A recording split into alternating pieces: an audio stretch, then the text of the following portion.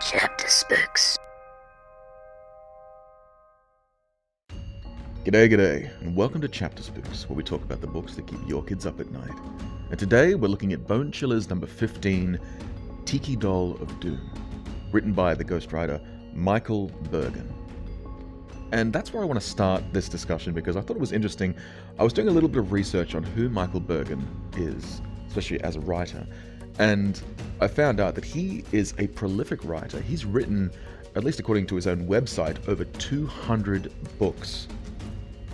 But of the books he's written, almost all of them are non-fiction.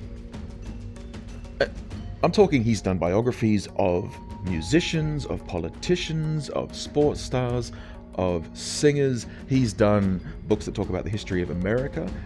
In fact, a lot of the ones about the history of America, but that's fair enough. He's an American man. He obviously cares about that kind of a thing.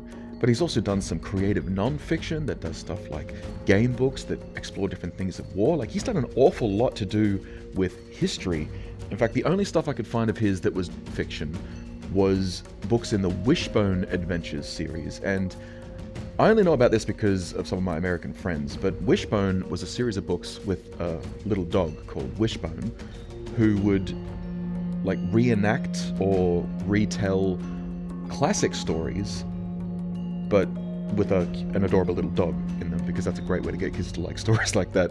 Not gonna lie, I'm a sucker for a cute doggo. So he did Frankenstein, and I think he did Don Quixote for Wishbone, and so I don't quite understand where this book comes from.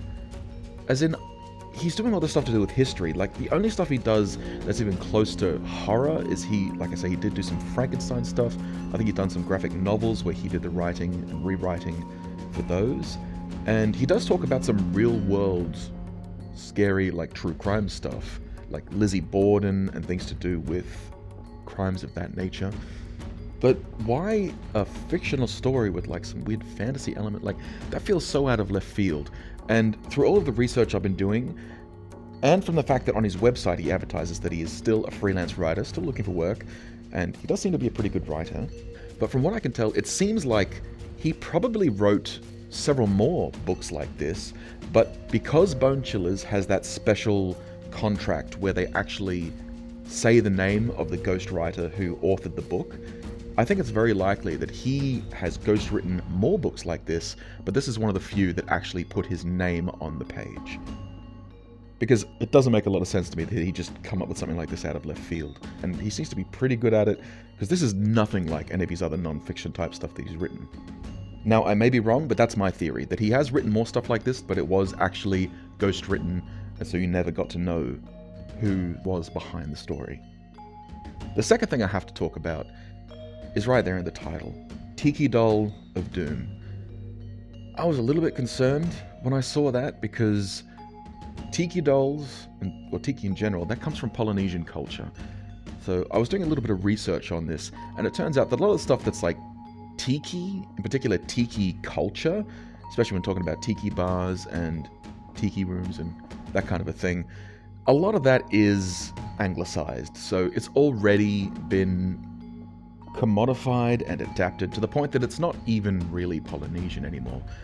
But Tiki itself, that's a whole other issue, because the Tiki doll, quote unquote, in this book, isn't really a Tiki doll. It's actually closer to a high Tiki. And I apologize if I'm saying that wrong. I've only seen the word written down, but it's a Tiki that's worn around the neck. And what this comes from is actually Maori culture, from New Zealand. But Polynesian, the whole Polynesian islands, they used to communicate an awful lot with each other, and they spread a lot of culture, they traded a lot of culture, and so the Tiki is spread all throughout Polynesia up to Hawaii, which is where the Hei Tiki in this book comes from. But the Hei Tiki is meant to be representative of Tiki, which in Maori was the first man, and so when people wear a Hei Tiki, it's meant to represent not only the idea of the first man and this connection with ancestry and culture, because he's the first man, everyone is related to this man, but also it's meant to represent fertility, because he was the first man to ever have sex and therefore create his ancestral line. And so there's a lot there, especially when it comes to those cultures and ancestry. That is a big part of the religion. And so I'm very uncomfortable with the fact that this book turns that into a Tiki doll of doom, turns it into a cursed artifact. Because this is meant to be an heirloom and a treasure, and yet it's being used here like some sort of a Pandora's box. Now, I think that it's not as xenophobic as it could be, because I see that there's some ways that this does make a bit more sense, like they imply that most of the culture stuff is nice, and that the person responsible, the shaman responsible, is in particular an evil shaman. I still don't like that. I still think it crosses over the line, but it does seem to be trying to soften the blow a little bit. And I also admit that when I first learned that Michael Bergen was doing a lot of stuff with non-fiction, that really worried me more, because on the one hand you could say, well, he does non-fiction, maybe he does enough research, maybe he's going to do this properly, but at the same time it concerned me, because someone who knows the history of Polynesian culture and Hawaii, and the fact that Hawaii was overthrown because of the descendants of invading missionaries, like, it's a complicated thing, because it's history after all. Of course history is complicated, but anyone who knew about the details of this history should know better than to play around with the mythology of a culture which has already been effectively oppressed. But maybe I'm just getting ahead of myself. Instead of all of these theories about maybe, let's look at the hard facts. So let's actually take a look at the summary of Bone Chillers number 15, Tiki Doll of Doom.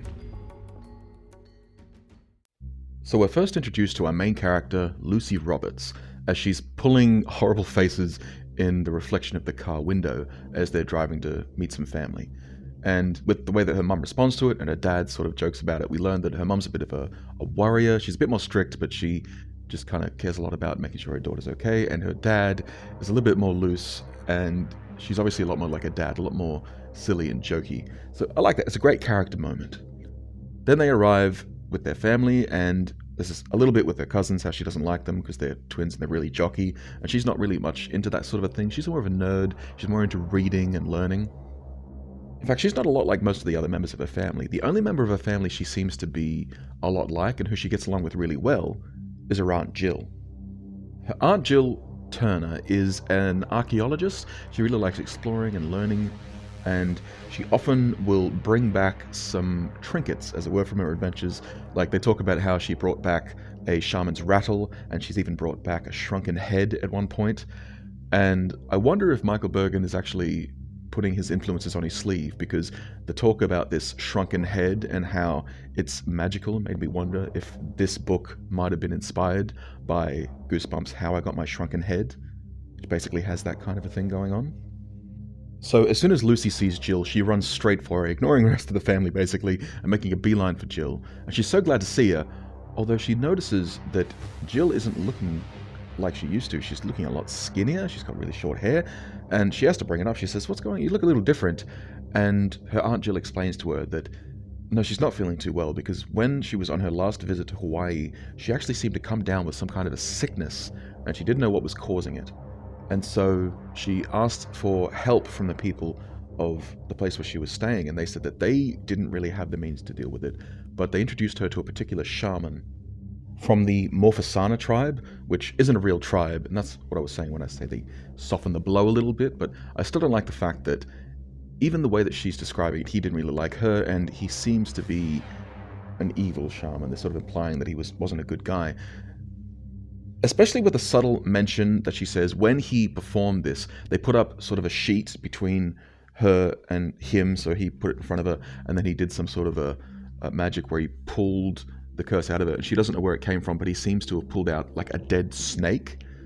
And whilst the book never says this explicitly, this sounds a lot like psychic surgery. Now, if you're not aware, psychic surgery is a scam that people would pull on unfortunate people who are quite sick. They couldn't find a cure, and what these people would do is claim that they could cure them by pulling this stuff out psychically. So they would get a person to lay down, and they would wave their hands over their body, and then through sleight of hand, they would hide chicken giblets and things like that in their hands, or any other kind of offal, and they would make it appear as though they were pulling it out of the person's skin without cutting them.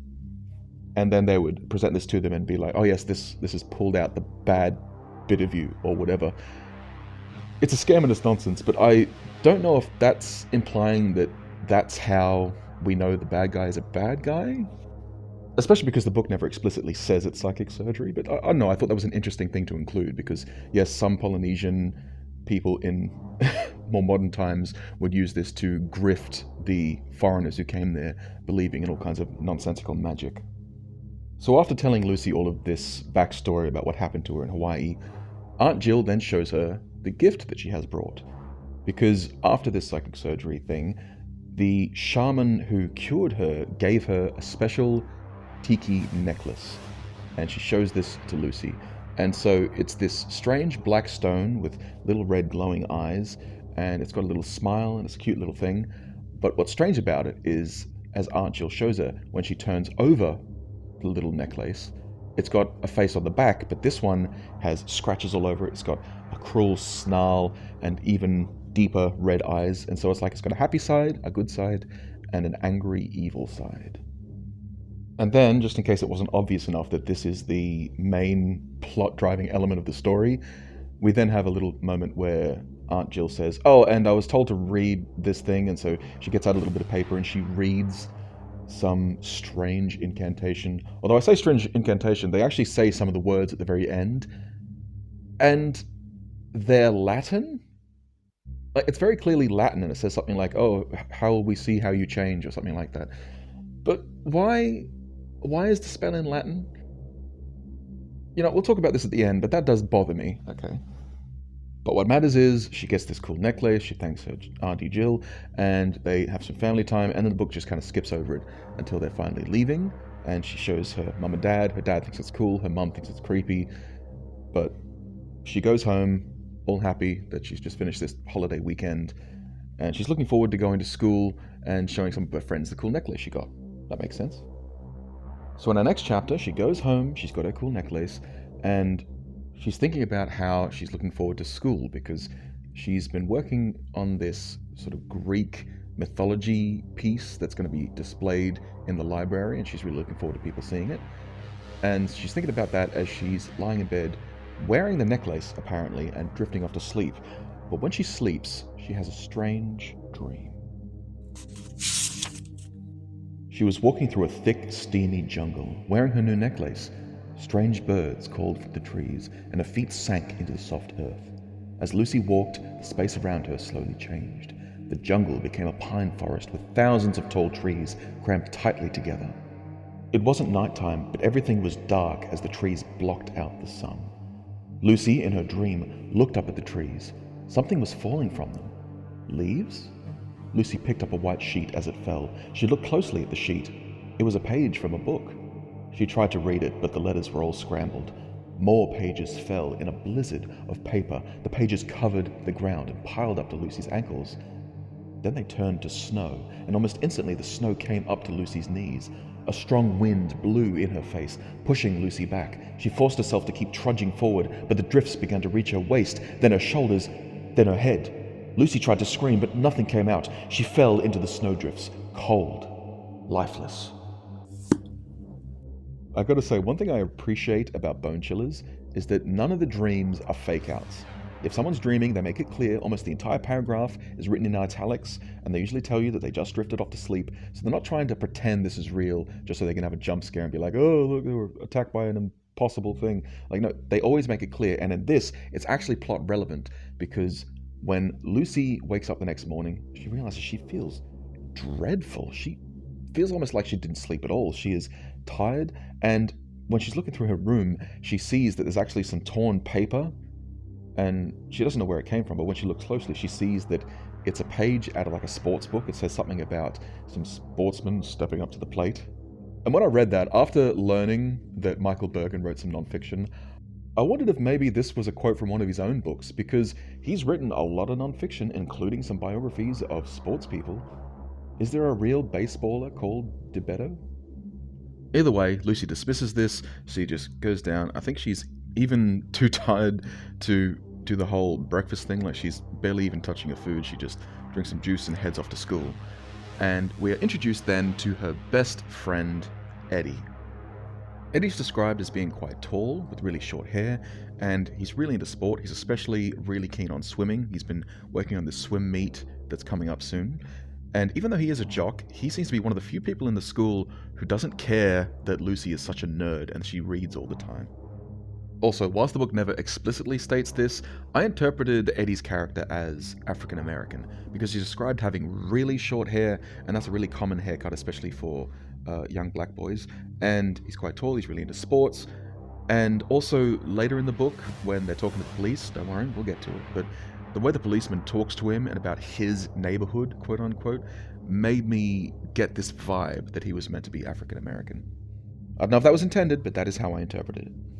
But we get a great introduction to him because when she's talking to him, she's like, oh man, I'm really looking forward to this. I want to see the stuff in the library. And he's like, yeah, I mean, I don't know about that. And she doesn't know what he's talking about. She says, what, you don't like to see it? He says, well, I would like to see it. But, I mean, I get here early for my swim meets, and I heard about what happened in the library.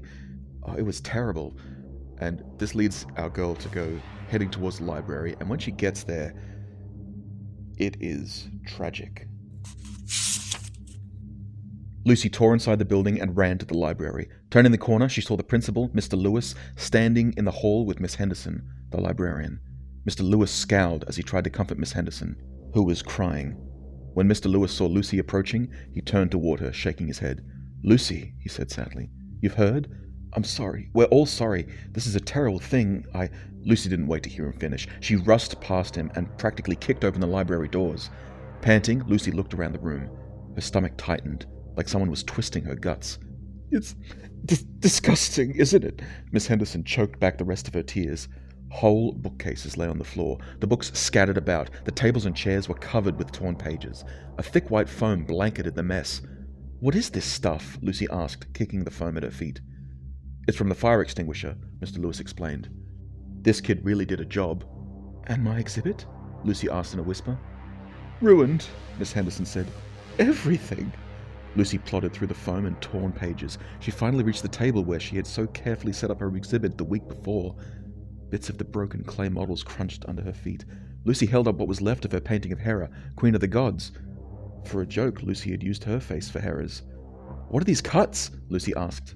The painting had 5 slashes on it, going right across Lucy's face. Mr. Lewis walked through the mess and took the painting. More senseless vandalism, he said, looking at the cuts. Must be from a knife. They're so jagged, though, Lucy said.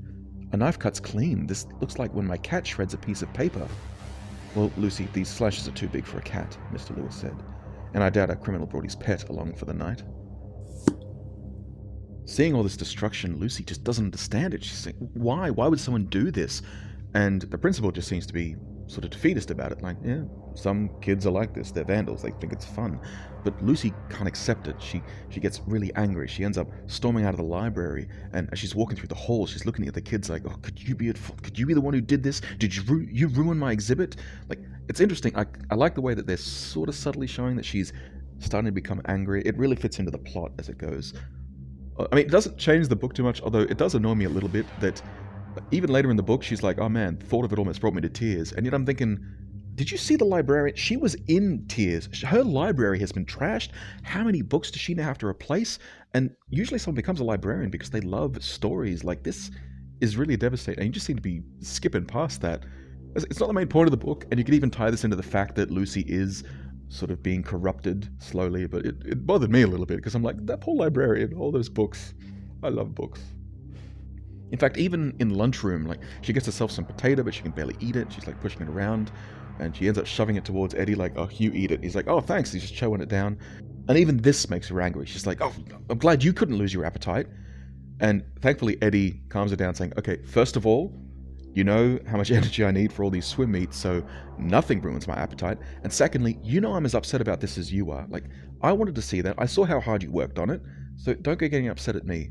Thankfully, this is enough to calm Lucy down. But when she calms down, she starts thinking about all that foam and all those pages, and it makes her remember her dream from the night before. And I like that when she talks to Eddie about it, she thinks, maybe I've got like ESP or something. Like, maybe I can tell the future. And Eddie dismisses this out of hand because it's ridiculous. But before we can go too far in that scene, suddenly our two characters get interrupted when the gym teacher, Miss Jekyll, interrupts them. And yeah, her name is Jekyll, Jaekle. It's a weird name, it really stands out from the book, and it's really unsubtle if you're trying to slip in sort of a Dr. Jekyll, Mr. Hyde reference, especially considering that later on in the book we find out that Eddie lives at Hyde Lane.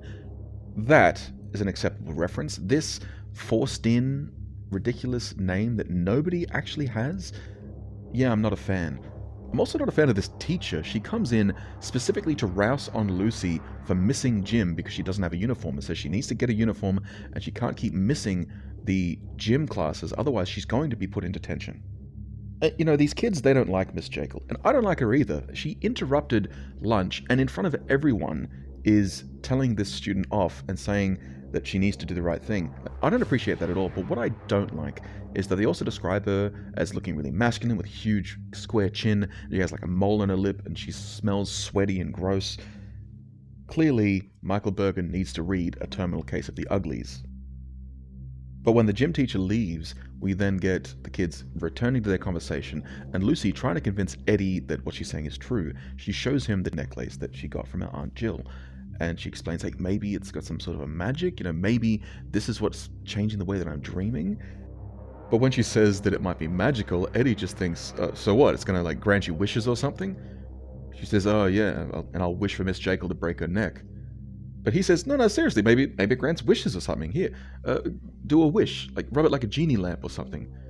Lucy thinks that's ridiculous, but Eddie says, no, here, give it here, I'll do it. So she gives him the necklace, and he makes up some rhyme on the spot, and he wishes that Miss Jekyll will break her neck. And Lucy is horrified. Why on earth would you wish that? And he said, hey, it's the wish you wanted, isn't it? It's your necklace. She says, yeah, but I was joking. And he says, yeah, so was I, but it doesn't matter, it's not real. But then, because of course, as they're walking through the hallway, suddenly someone bumps into Lucy, and because she's so quick to anger, she's like, what the heck's wrong with you? But the kid says, look, sorry, I gotta run, I gotta get to the nurse, someone hurt themselves in the gym.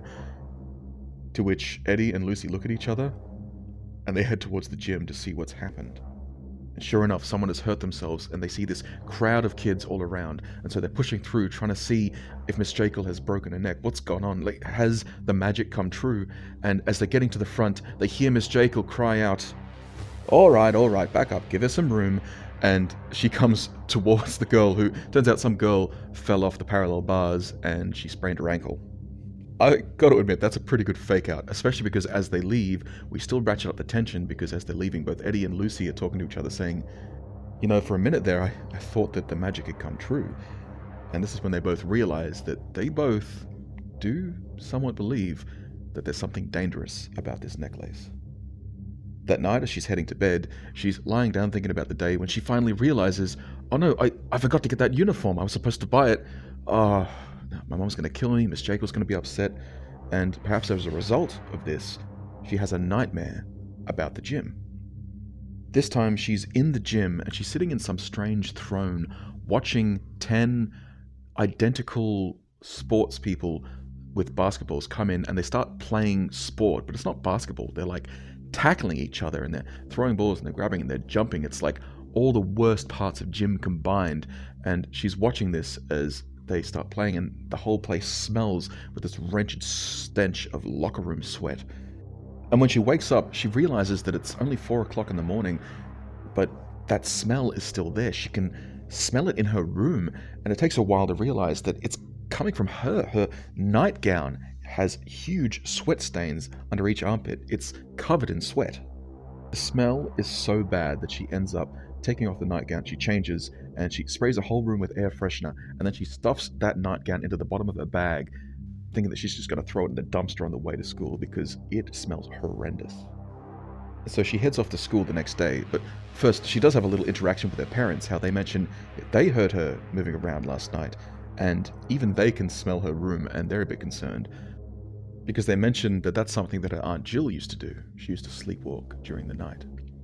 When Lucy gets to school, once again, she meets Eddie, who was there early, and he has a concerned look on his face. He tells her that last night, that vandal came back, and they broke into the gym. And this time, they stole all of the sports equipment. They even dragged out the parallel bars. Everything in the gym is missing. So Lucy and Eddie head to the gym to see, and sure enough, every piece of equipment is missing except for one basketball. And then they see the coach, Miss Jekyll, and she is livid because she explains that that basketball was hers. It was their prize-winning basketball. It helped her win the game in '83, and this vandal has ruined it, deflated it. It's now sitting in the basketball hoop, deflated. And the janitor's up there, he's in a ladder, and just as the kids walk in, he's up the top and he manages to pull it out and drop it on the floor. And when Lucy sees it, she's shocked to see that there are holes in the basketball.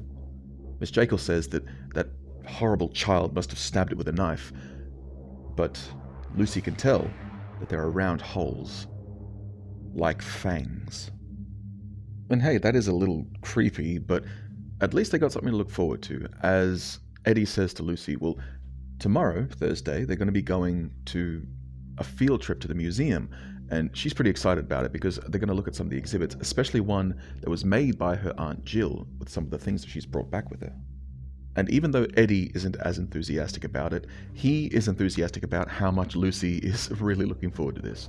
So he says, hey, you may not have gym, but at least you got that to look forward to, so maybe we shouldn't worry too much about some of the weird stuff that's been happening.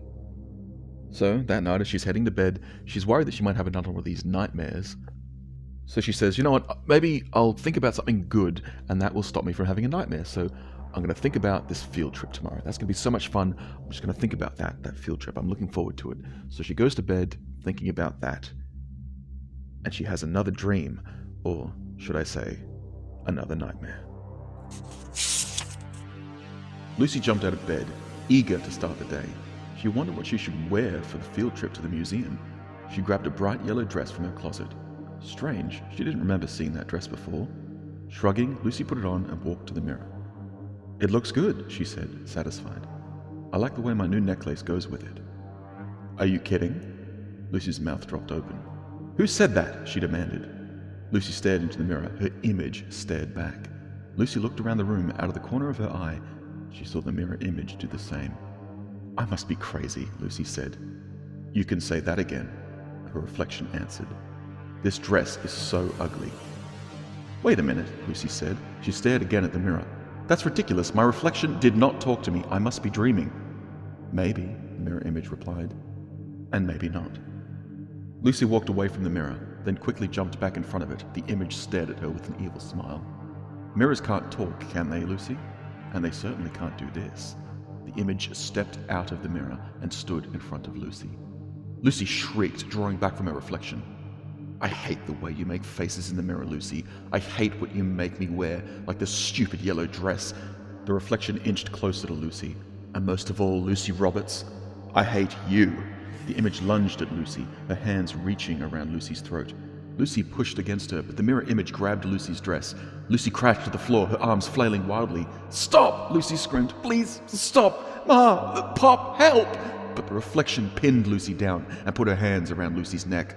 Lucy felt two thumbs pressing hard against her windpipe. She gasped, choking. The mirror image smiled as she tightened her grip. Desperate, Lucy raised her knee and kicked the image in the stomach. Ow! The reflection howled. For just a split second, she relaxed her grip on Lucy's throat. Lucy gulped in air, then kicked again, sending her double flying across the room. Lucy jumped up and ran for the door. She reached for the doorknob. Made it, she panted, her heart pounding, but a hand grabbed Lucy's shoulder from behind. Where do you think you're going? The mirror image asked with a devious grin. I'm not through with you, Lucy Roberts. Lucy grappled with the double like a wrestler, then staggered with her across the room. In one quick motion, the double grabbed the necklace and wrapped it around Lucy's throat. Lucy felt the leather cutting into her skin. Just when she thought she was going to pass out, Lucy swung her arms wildly. The girls bumped into the dresser. On top of the dresser, the mirror teetered, then fell to the floor. Lucy and her reflection watched the mirror shatter into millions of tiny, jagged pieces. Probably the most direct and intense nightmare so far, but what really drives it home is that when Lucy gets out of bed the next morning, she hears something crunching under her feet, and when she looks closer, she sees that there is broken glass. Not from the mirror, because the mirror is still intact, but a whole lot of the carpet has bits of glass peppered all around. The next day, she meets up with her friend Eddie, and he's excitedly talking about the swim meet because they've all got it planned. He's really keen for it, but he has to stop talking about it when he realizes that she looks terrible. He's like, "Are you okay?" She's like, "Yeah, I'm fine." He's like, No, you're like a zombie or something." And it's like, I'm talking to a brick wall. Like, what is going on? And she tries to explain. She just can't sleep. She's convinced that this necklace is doing something. She's had nightmares, and she tells him about some of the different things she's been seeing. But Eddie says, "Look, this whole ESP thing isn't real. I don't know what you're talking about with the weird nightmares. Look, you got to calm down. It's not like these things are real. They're just coincidences. You're losing sleep. Look, I even read in a book once that, dreams is just your brain processing stuff during the day." And there's a little joke about the fact that Eddie doesn't usually like reading books. That's usually her thing. But they seem to be getting along. He's cheering her up a bit. And she also says, "You know what? I think you're right. And this field trip, it's going to clear everything up. We don't have to worry about any of this stuff." But then she realizes that a lot of the kids are walking to school that day. Nobody seems to have caught the bus. And that's when they hear from some of the kids that the buses have been trashed. Lucy immediately starts heading towards the bus rank, because this is one of those schools, apparently this is common in America, they've got like a bus lot where they have their own buses, their own bus drivers. So they head towards that bus lot in the school, and they see that people have been trying to close it off, saying nobody's allowed in here, and it's because all of the windows of the buses have been smashed. And Lucy actually picks up some of the glass on the ground, and she checks it against some of the glass in her pocket. And if you're thinking, what glass in her pocket? Well, they didn't actually explain that earlier, but apparently she took some of the glass from her carpet and put it in her pocket, and she checks them against each other, and they look identical. And this is when she tells Eddie she is convinced that somehow, because of the dream last night, she must have come out and smashed all of the windows of the buses. And now this gets to what is my favorite part of this book, because she explains all this to Eddie, saying, "Look, I think I smashed the buses," and he bursts out laughing, because he says, "That's ridiculous. You wanted to go on this field trip. I mean, it destroyed your artwork. Why would you do that? That makes no sense." And she's desperately saying, "Well, it's not like really me. It's this necklace thing. It's doing, like, maybe it's because of the religion, magic myth stuff. Maybe they're mad at me because I took some of their stuff," which, side note, I do like that a lot better than the idea of it just being a curse from an evil guy. It makes a lot more sense that they're angry that she stole this. You know what, I'll talk about this later. Let's go back to the story. So, back in the story, so Eddie's like, "Look, what you're saying is absolutely ridiculous." And so Lucy says, "If you think it's so ridiculous, how about we test it? What if I give it to you? And if I don't do anything that night, we'll see what happens." And Eddie, because he thinks this is nonsense, says, "Oh yeah, sure. Let's do this. You give me the necklace, I'll wear it that night, and then we'll see that nothing will happen, and you'll be over all this."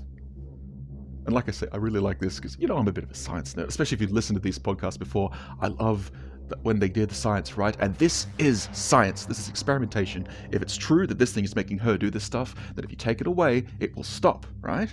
So this is what happens. So the chapter ends, he takes it saying, "Yeah, sure, it'll be fine, don't worry about it. What's the worst that could happen?"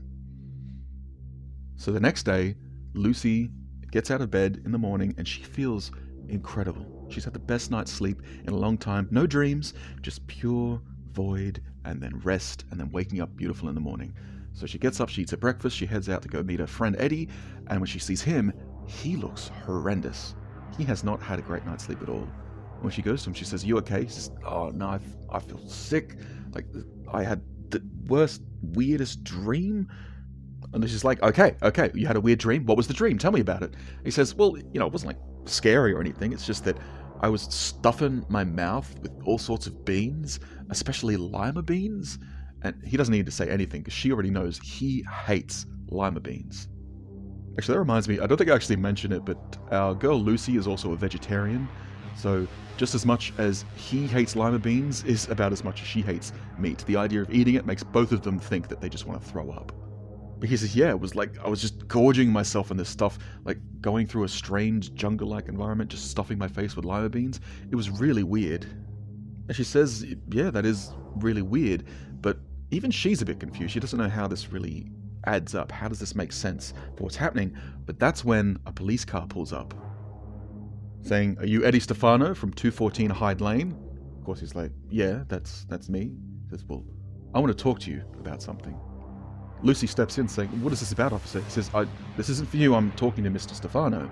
Now, Eddie, did you leave your house last night? Of course, he says, no, I was asleep. And the officer finally explains, well, this is because we're not actually here just talking to you. We're talking to all the people from your neighborhood because someone broke into the corner store grocery and they broke in and they ate a whole bunch of the food.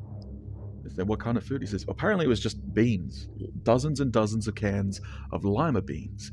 But obviously it didn't do too well for them because they ate dozens and dozens of cans and they even threw up in the store before breaking through up and more, eating more, and they left, leaving a trail that was heading towards your neighborhood. So we're asking anyone if they've seen anything.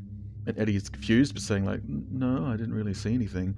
And apparently Lucy also sees in the backseat of the car, there's one of the cans of lima beans, and she recognizes that this hasn't been opened with a can opener. It looks like it's been ripped open by something insanely strong with sharp claws. So the policeman drives off, but Lucy is like, oh, this must be it. It must be you. And he's like, no, but I don't believe in this stuff. But even he doesn't seem convinced because he's saying, you know what? It's weird, but I swear when I woke up in my room, because I wasn't feeling so well, I swear I could smell puke, but I hadn't upchucked in my room anywhere. But all morning, every time I've been belching, I've just been smelling lima beans. But Eddie still doesn't get it. Saying, well, that doesn't make any sense. If this is true, then you wrecked your art, you ruined your chances with going to that field trip, and now I ate lima beans? This isn't like us. And she explains, well, obviously, whatever's taking over us isn't like us. Like, it's obviously got claws or something like that. Not to mention, it's doing all this stuff we wouldn't do. Maybe it's not just making us sleepwalk. Maybe it's taking control of us and making us do stuff that we wouldn't usually do. We got to test this. We got to test this more. And Eddie's not keen, but I love this. She says, no, we got to go to the next step. So how about, instead of just giving it to someone else, how about we actually try to catch it? We'll catch it on film or something. And Eddie's really not keen, but he realizes that there's no way one person can both watch themselves and be asleep at the same time. So they agree that now that it's the weekend, they'll tell their parents they're going to have a movie marathon and they're going to go to Lucy's house, to Robert's house, and she will sleep with the necklace on and he will film it with a video camera. Oh, and I don't think this is relevant to the summary, but just part of the description of the book is that as this stuff has been going on, apparently the evil face has been turning up its smile into a grin, and even the good face has started to frown and grow fangs. So the necklace is sort of morphing and changing, so it's a little bit more obvious that this isn't just any old necklace. Like, it's actually morphing and changing as it seems to be slowly morphing and changing these kids as well. So just like they planned, they set up in her room with the camera and with her with the necklace on and sleeping. And they also do bring the television in their room with that playing because they're not telling their parents they're doing this. They claimed that they're doing a movie marathon, so they play that. And also it gives Eddie something to do while he's waiting for her to fall asleep. So they set all this up and she has her dream. In her dream, she goes up to a drive-through of a burger place and she asks for 24 burgers. And they say, what kind of burgers? Anything particular? She says, well, I don't want any buns, no vegetables, no sauces. In fact, I want the burger and I want it as raw as possible. Like, oh yeah, a bunch of naked burgers, that's fine. But then they say, anything else? She says, no, I want drumsticks. I want chicken. And she sees across the street, there's another place. So she races across and she bursts in and she says, I want chicken and drumsticks and wings and all of it. And so they give her a bucket of chicken. Like, oh, you want cutlery? She says, no, I don't need that. So she just starts wolfing down this chicken. Like, she's not even stripping the bone. She's just stuffing it all in her mouth, crunching and munching and gulping it down. As soon as she finishes one, she's spreading all this mess everywhere. They say, can we help you? She says, I want more. So they bring out more food, and that's basically the entire dream, her eating it. Which, like I said, she's a vegetarian, so this makes no sense. And they established that she's a vegetarian from chapter 1. I forgot it, but so this isn't just unusual. This is un-Lucy behavior. But the next morning, she wakes up, and what's strange is that Eddie isn't there. And in fact, Eddie isn't there, and the camcorder is missing. But weirder still, as she gets out of bed, she sees that there's chicken feathers on her bedspread, scattered around. And there's something on her hands that's red, like blood. And she's thinking, wait, blood on my fingers? I ate in my dream, Eddie is missing. Oh god, where is Eddie? She also noticed a tear in the fly screen of her window, a huge hole ripped through it, not just a slit, like it's been like something jumped through it. So she races out of her house, she gets on a bike and she pedals furiously towards Eddie's house to see if he's okay. But as she's racing, she sees Eddie crouched down behind some bushes in the middle of the neighborhood. So she heads over, she says, "Oh, but thank goodness you're okay. What happened?" He says, "Well, I'm not really okay, but look, I need to show you the videotape." So we get ourselves a fun little found footage moment as they watch the tape. "It's that bad?" Lucy asked, gulping. "If I hadn't seen it and watched it about 15 times on this tape, I would say no way, it's impossible." He put the tape in the VCR. "At first," he began, his eyes wide, "I mean, last night I just set the camera on a chair and let it run so I could watch Death Scream 2. I figured if you did anything, I'd hear it." Lucy watched the tape. She could hear the soundtrack from Death Scream 2 playing in the background. In the video, she was lying still under her covers. Then her body began to twitch. Her legs shook violently, then her arms. "This is when I heard a rustling sound," Eddie said, "so I picked up the camera." Now the view on the screen was from Eddie's eye level. The camera looked down on the bed. The twitching under the covers got worse. Lucy's entire body and head were covered with the blanket. As her arms and legs thrashed about, Lucy seemed to be swelling hugely. "I'm getting bigger," Lucy said in amazement. "Just watch." Lucy heard Eddie's breath getting faster on the tape. At one point, the camera almost slipped out of his hands. "Sweaty palms," Eddie explained. Finally, the twitching stopped. Suddenly, a large hand emerged from underneath the blanket. It flung back the covers. "My God," Lucy gasped. The camera was shaking, and Eddie stumbled back from the bed. Lucy heard Eddie's frightened voice whimper her name. Eddie paused the VCR. Lucy studied herself on the screen. It wasn't her. It couldn't be. It was the most hideous creature Lucy had ever seen in her life.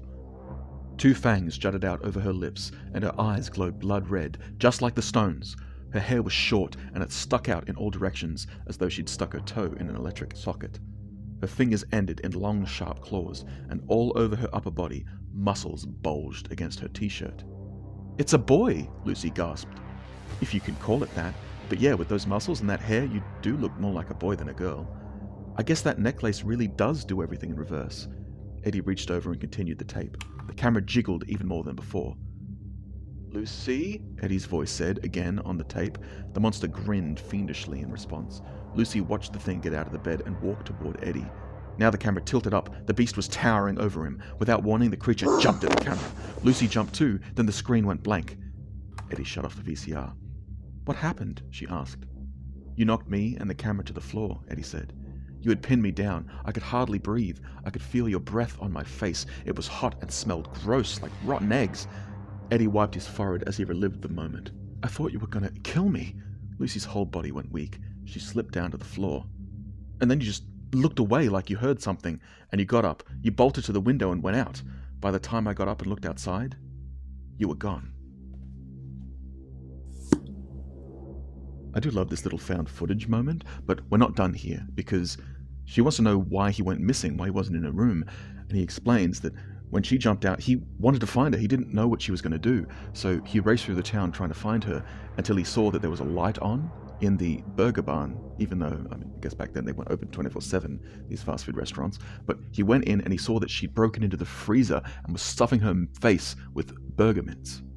Eddie didn't want to get too close. He was too scared that she'd attack him, too scared to even record it, but by the time he was getting close enough to see that it was genuinely her stuffing mints in her face, she turned around and leapt out again, but she ran too fast for him to catch her.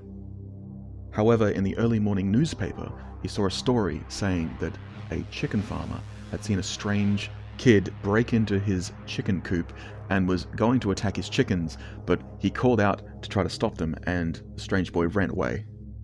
Which, I don't know if it's necessary, but I guess maybe for kids, the idea of actually eating a live chicken might be going a little bit too far.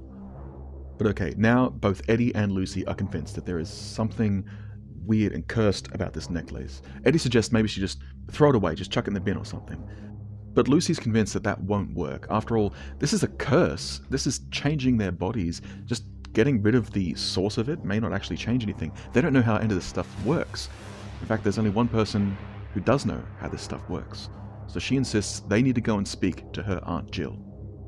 So Eddie and Lucy head to the university where Aunt Jill is a professor, but the people at the front desk say that Aunt Jill has gone on another expedition, so she's not in her office. But Lucy thinks that maybe she's written something down about this. I mean, she takes prolific notes. So they head for her office, but they see that the door is locked. But these kids are desperate, so they decide to break in through the window. So they head outside, and of course, because Eddie is the athletic one, he decides that he's going to climb up and Jimmy open the window. And there's a silly, but in my opinion, cute little moment where as he's climbing through the window, she hears some students approaching, so she decides to distract them. So she steps out of the bushes, and she says, hey, I'm just waiting for my boyfriend. We're going to cram for that test. And the kids just think she's being weird, but they walk away because they don't care. But it's a sign that just how nervous she is, that she felt the need to make up this stupid lie. But Eddie gets in, so she heads around and he opens the door for her, and they start looking through Aunt Jill's office. They quickly find a folder that talks about the islands where she recently visited, and when they read the bit that's all about myths and legends and things like that, it talks about a two-sided necklace which is given to the enemies of the tribe by an evil shaman. And it basically tells them a lot of the stuff they already know. It says that if you read an incantation, that activates the necklace, and then it causes the wearer to, at night, become their evil double. And if they wear it for several nights in a row, after a while it would take over the wearer, and it will basically become their evil double night and day, not just during their dreams. Unfortunately, there's nothing in the folder about how to stop the curse, but just then, we get pretty lucky because the phone rings, and Jill decides to answer the phone, even though Eddie thinks it might be the evil shaman or something. Lucy answers the phone, and sure enough, it's her Aunt Jill. She's looking for her personal assistant Barb because she needs to send a message, but when she realizes that it's her niece, she says, oh, well, I suppose this is because you're trying to look for me about this necklace. She says, explains who she is. She says, well, that's what I was going to call about. I wanted Barb to talk to you, but now that I've got you on the phone, I've found out more about this evil artifact. I'm so sorry, I didn't know that it was cursed like this. I only recently found out. That's why I traveled here to try to find out how to stop the curse. And I've only recently found some sort of a potential way to end it. So, of course, Lucy's like, well, tell me all about it. She says, well, according to what I've heard here, the only way to stop this curse is that someone needs to kill the creature when it has taken over someone's body. And Lucy's, of course, like, wait, so you need someone to kill me? But Jill insists, no, it's a separate person. But then later changes her tune, where she says, oh, but the locals here say that there's a chance that it might kill the person it possesses. So honestly, I just don't like the way it's explained. She should just say, you need to kill the person when they're possessed, but we don't know if that means that the person will survive. Sometimes they don't. I wonder if maybe there was more to this that made him soften it, but we'll talk about that at the end of this summary. So the kids decide, okay, we'll do this, but Eddie says, okay, so you're going to kill me, right? And then Lucy says, no, that's too dangerous. What if it might kill you? So what about, will you do it to me? Like, it's my necklace. And so they decide, you know what? We'll flip for it. But just for that little edge of thematic fun, instead of flipping a coin, they decide to flip the necklace itself. They say, evil side, then Lucy needs to do the killing. Nice side, then Eddie. So of course they flip it, and the evil side falls face up. Which means that Eddie needs to turn into the monster and Lucy needs to kill it. We've only got a few chapters left, so they set up their plan. They head to the woods, and Eddie has got some rope, and they tie up his body next to a tree. And Lucy says, are you really going to be able to fall asleep like that? But he insists, no, it's really tight and snug, so you know what they say, snug as a bug in a rug. So they tie him up tight, and Lucy puts the necklace on him, and Eddie gives her a baseball bat. He's the sporty one, he's got the sports equipment. So he says, look, just whatever you do, don't miss. So we get our action scene. I'm going to sort of skip through it a bit because a lot of it comes down to the way it's written, but obviously he turns into this beast, but he turns into a she-beast, and they say that it's a she because it grows like dark eyeliner and red nails like nail polish. We'll talk about that more at the end of the summary. So Eddie turns into this she monster, and Lucy tries to attack it. She swings the baseball bat, but after a few swings, it doesn't really do too much to it, but it grabs the baseball bat and snaps it in half. So she's got no options. She just runs. She races through the forest, trying to get away from this thing. But as she's running, she hears this thing constantly yelling after her, I hate you, Lucy, sort of monstrous growling. And she thinks, wait a minute, hold on. Eddie wouldn't say I hate you, he's my friend. That reminds me, this is the opposite, right? So it ate lima beans even though he hates them. It ate mince even though I don't eat meat. So this is the opposite of Eddie. And that means, because Eddie is a great swimmer, obviously this monster isn't. So she runs through the forest and heads towards the lake. So she jumps into the lake, and the monster sees her, and because it hates her so much, saying, "I hate you, Lucy Robert," it just races after her, plowing through the water towards her. But as she gets towards the middle, the monster starts sinking, because it genuinely can't swim. And there's a brief moment, a bit of a fake out moment, where she's like, "Oh, I think I've got it." But then it bursts up and it grabs her, slashing at her with its claws, starts dragging her down. So it's trying to kill her as well as it at the same time. So she's punching and kicking, but this thing, it's surprisingly strong. Although, a quick side note, I like to think that maybe it's not that strong because Eddie is an athlete, and this being his opposite means that Lucy is strong enough to fight it. I kind of like that idea, but they don't explore it too much. But what they do explore is that after she has pushed it down, after a while it just weakens and its claws around her loosen, and then it starts to sink.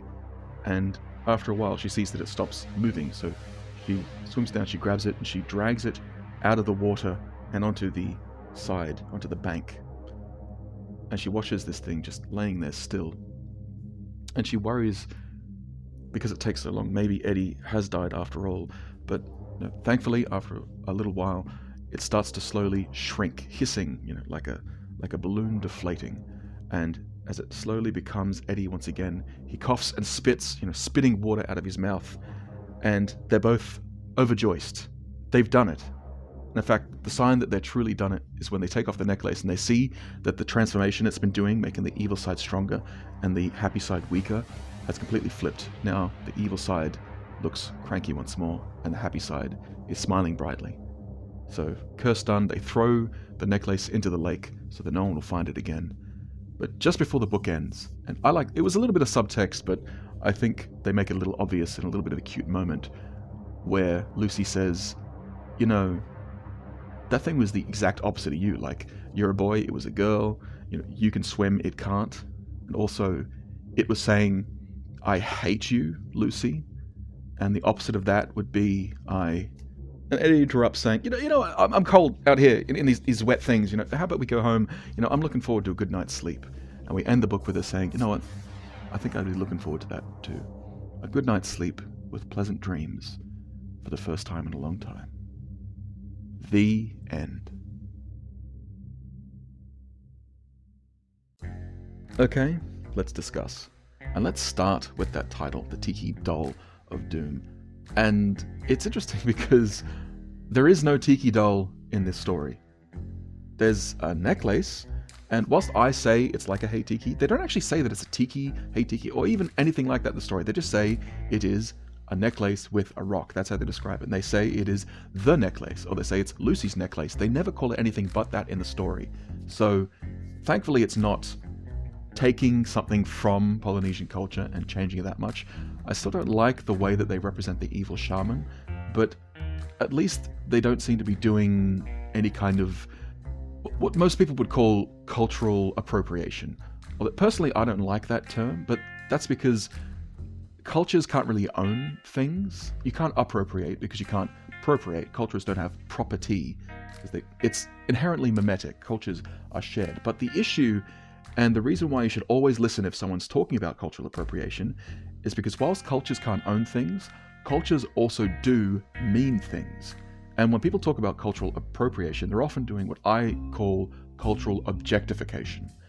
Because culture is inherently subjective. It's about a community. It's about a culture. And so when you take the objects or idols or clothing or symbols of a culture, if you don't understand all of the deep meaning behind it, about all of the things that the culture has used to create that object or meaning or even language, then you are objectifying it. You are taking away the subjectivity of it and simply destroying the cultural context, and in some ways destroying the culture, because culture is a social construct, and if society doesn't perpetuate it, it dies. This is actually the reason why I don't like the way they represent the shaman in this book, because what the shaman is doing, yes, I don't agree with the fact that he's doing psychic surgery, but from what I know, some people use that as a scam, but I don't know, maybe some people believe it. There's different cultures around. And when he gives her this cursed necklace, he gives it to Aunt Jill, an archaeologist, a person whose job is going to someone else's land and taking their stuff. She has a whole museum exhibit of the stuff she's taken from other cultures. And she's also got folders in her room. We hear about, recreation and mythology. She's observing them like animals in a nature documentary. That is so dehumanizing. Not to mention, she takes a cultural artifact and she just gives it to her niece. It shows how little respect she has for this culture, that she just is given these artifacts and she just hands them out to family members, not knowing what they do. In fact, they give her this chant that says, oh, read this to activate it, and she just reads it. She doesn't know what that means. She doesn't know what that does. And I don't even think that the shaman would have known that she would have given it to a child. He probably thought she was going to wear it herself. He was trying to punish her for coming to Hawaii and taking their stuff. So no, I don't accept that this shaman is evil, and I think it's wrong to represent it that way. Although the only part about this that really confuses me is that the enchantment itself is in Latin. The only reason I can think for that is that Michael Bergen is just a writer. He's just writing a book for kids. Maybe he didn't see the need to go out and learn how to speak a Hawaiian language just to write this silly little incantation. And so, I personally would have appreciated that, but again, these were written in the 90s. He may not have had access. And whilst I think it's weird, there are some issues with the idea of representing magic as only coming from European culture, sort of implying that their mythology is real and your mythology isn't. I think that's reading too much into it, especially because he may not have had access to any kind of a Hawaiian to English dictionary back in the day. Also, there's a quick point I want to bring up, although I know it's reading too much into it. But on the first night, when she wears the necklace to bed, it smashes up the thing that she put in the library, the Greek mythology sort of display, I guess. But I couldn't help but notice that this was a creature from another culture coming here and destroying the gods of a European culture. Now, the book seems to make it very clear that the reason it did this is because she was thinking about it before she went to bed, and so it knew that that's a thing that she cared about, and therefore inverse means that it hated, and that's why it destroyed it. But I couldn't help but feel like that was an interesting idea, and honestly, if anyone wants to do something like this today, number one, do more research into the actual culture, but two, that's more interesting. The idea of, if this is some sort of a fetish or representation of someone else's mythology, the idea of it deliberately going out of its way to destroy the mythologies of other cultures is an interesting idea. But one thing this book doesn't do very much that kind of does disappoint me is they mention at the very start, and after she sees the smash stuff, that Lucy is angry, and when she next talks to Eddie, he's like, whoa, I think you need to calm down, and she realizes that she's being irrational. And so it sort of implies that as the evil entity is taking her over, that maybe she's getting angrier. I don't know if that's explicit, maybe it's just her anger at the stuff being broken, but I kind of wish the book lent into that a little bit more. Maybe her being angry all the time would have made it harder for her to be rational and do some of the experimentation she does later, but I feel like they hinted at it at the start and then just kind of dropped it like a sack of bricks. Even though they went to a lot of effort for some of the other stuff, like the insistence upon talking about how every single thing was slashed or punctured or broken with claws, even the grocery store thing, even though it doesn't make sense to me that he would just have some evidence on the back seat of his car that Lucy would peer into the policeman's car and say, oh, there's a slashed can, and oh, I happen to see that it's slashed in this particular... maybe that's because that's maybe scarier for the kids to see that this is a monster with claws. I get that, but it feels like they were insisting so much upon it that it became a little bit overdone. Maybe it would have been easier for me to take if the policeman had mentioned this and saying, yeah, they got into these cans. They didn't even use a can opener. It looked like something shredded it. That doesn't take too much to add that into the story, and it makes more sense than her seeing a can on the backseat. I don't know, that felt a bit weird to me. Although I did like, with all the talk about the claws, it made me think, okay, maybe they're turning into some kind of an animal, right? And I was thinking, okay, so I hope whatever animal they choose is actually an animal from Hawaii. It's not going to be a tiger or something that doesn't appear there. But then it turns out it wasn't an animal at all. It's this weird ogre-like creature. And I'm fine with that in and of itself, but I wasn't a big fan of their insistence that it was transsexual. And I mean, the whole thing with the creature getting nail polish and eyeliner makes literally zero sense, but at the same time, if it's just a creature, I guess they don't want it in a kid's book to be like, oh, by the way, it's got massive boobs. Like, I guess that makes more sense than that for the kids. But I don't understand why it needs to switch like that. Like, don't get me wrong, I appreciate a good bit of trans representation, but my issue is that this book insists that these creatures are the opposite, and that means that this is sort of trying to solidify the idea of the medical gender binary, even though if you ask any biologist, they'll tell you that gender is bimodal and it's a spectrum. Now, this was written in the 90s, before people really understood that, at least in the broad cultural sense, they didn't understand that. But honestly, it just felt unnecessary, because I felt like they'd already established, especially with the vegetarian lima beans thing, that these are opposites. And when they then go to Aunt Jill's office, it says, oh yeah, these are literally your like evil counterpart, like it's a flip side of you, just like the flip side of this thing. So what is the point of the boy-girl thing? Like, I didn't get it, honestly. I don't think it added to the story, especially, like I say, with the only way they say that it's a boy is because it has short hair and muscles, even though it's a monster. Like, I thought that was kind of the clue of why it had muscles. And they say that it's a girl because it has eyeliner and nail polish. I think the book would be a lot better if they just left that stuff out. Although, speaking of stuff they left out, and this is one, I wonder if this was some executive meddling here, because I don't see a reason why they couldn't have just had her eat the chicken. Like, in the book, they explicitly say that the farmer saw them holding the chicken and he scared them off and they dropped it. Like, they tried to make it explicitly clear that she didn't eat the chicken. And I don't really think that adds to the story, but I wonder if maybe the executives insisted, because whilst I think that's kind of a cool, creepy thing, like, you ate a live chicken, you killed something, maybe that's a bit too intense for the little ones. This is middle grade after all, so saying, oh, our main character killed something, like, maybe that's a bit too far, you know what I mean? So, okay, fair enough. And I think that's also the reason why they have that awkward scene when they're talking to Aunt Jill. She's like, oh no, it's a separate being entirely. If you kill it, you won't be killing yourself. Like, that's not going to happen. And then they tack on at the end, oh, but by the way, it totally could kill you. Like, it feels like they were worried that it was going too far if they just outright said, oh yeah, you got to kill the other person and there's a good chance that they won't survive. Like, maybe that was a bit too intense as well. It could be bad writing though, because I don't understand why you'd say no, and then, oh yeah. Like, why would you not insist that no, it's just killing the thing? Whilst I think the chicken thing can be explained by saying they were worried about the kids, I honestly think this bit is just bad writing. You could have just explicitly said, you need to kill them when they're in a creature's form, but be aware there is a possibility that you are hurting their body. Like, that's more intense than saying, oh yeah, it will, but it won't, but it will. You know what I mean? But the last bit I have to add is that I noticed very clearly the love angle, but I thought it was all subtext, because earlier in the book they're talking about dreams, and she's saying, yeah, I saw this and this in my dreams. Like, I saw, especially the gym dream. I think she's talking about how she saw the gym, and he's like, yeah, that's fine. Like, I dream about stuff all the time. I dream about you. And then she says, you dream about me? And then he offhandedly's like, oh, yeah, I dream about all kinds. I dream about other kids at school too. It's fine. Like, he obviously is embarrassed about it. I think he even says that he blushes. And then later on, when he's constantly saying, I hate you, and they've hammered home pretty clearly that the monster is the opposite of them. And so I thought, oh, okay, so if it's so insistent that it hates her, maybe he loves her. But then the book turned the subtext into text by spelling it out. I think I like that, because this is for kids.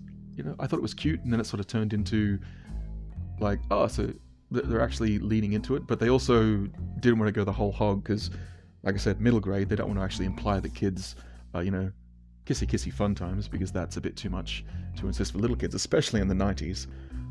They want to keep it PG after all, but I did think that was kind of cute. I like when they sort of do that. So all that being said, where does that leave us? Well, I've been hemming and hawing about this because I don't like the stuff insisting upon the gender binary. I don't like the stuff that's sort of leaning towards the whole idea of cultural objectification and the way it treats the shaman. But at the same time, I think some of this is me reading into it. I think that Michael Bergen did a pretty good job of skirting the line, not actually saying, oh, this is this culture. He made up a tribe, and he said that the shaman wasn't a good person, so this isn't like all the tribes are nasty. I disagree with the whole evil shaman thing, but I think for kids you need to make that morality a bit easier to understand. They want to say, no, tribes aren't bad. This is a bad person from that tribe. So I get that. That makes sense. So I don't think that detracts enough from this that it knocks it down at all. And that being the case, I really do like these characters. The story works. I am so in love with that little experimental bit in the middle, how they're like, okay, we'll try this. Okay, if that's the case, then we'll try this now. Okay, now we've established this. We don't know how to handle it. Let's find an expert to tell it. Like, that is so good. And also, I do like the little character moments in between, even the joking about, hey, you read a book? He's like, hey, I read books sometimes. Like, so I like the characters, I like the story, I liked a lot of this stuff. And so to me, this is a B-. This is such a fun book. I consider it a C+ just because I really didn't like some of that stuff, but honestly, it's not fair. Because this was written in the 90s, and I don't see any hate coming from Michael Bergen. Even accidental, like just repeating the misgivings of the time, a little bit of that is in there, but it's done amazingly well for something written in the 90s. So yeah, this is a B+.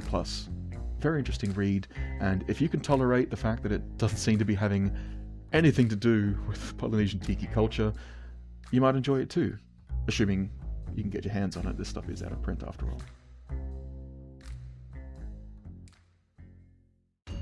So what can we learn from this book? Well, the first one is absolutely obvious. When you are writing about a culture that is not yours, you are walking on a knife's edge. I think this book managed to fall on the side of right, but it did it by the skin of its teeth. When you are messing with a culture you don't understand, then you are so close to xenophobia, to demonization, to othering, and to cultural objectification. And I know some of this can be difficult, especially when you're dealing with religion, because religion, as far as I'm concerned, is just nonsense.